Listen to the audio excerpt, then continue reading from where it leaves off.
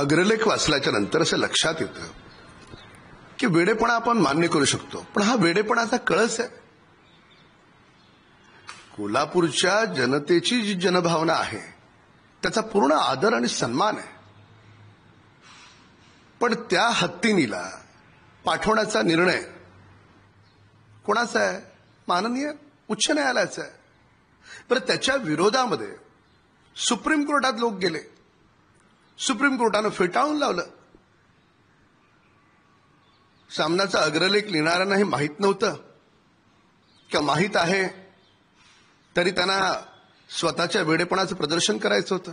काय करायचं? उलट याच्या पलीकडे जाऊन त्या हत्तीणीचेही हक्क आहेत हे माणूस म्हणून आपल्याला मान्य करावे लागतील. पण कोल्हापूरकरांच्या ज्या जनभावना आहेत त्याचा आदर सन्मान करत आज माननीय मुख्यमंत्र्यांनी यावर एक बैठक बोलवली की याच्यावर सामोपचारानं सुवर्णमध्ये काय काढता येईल.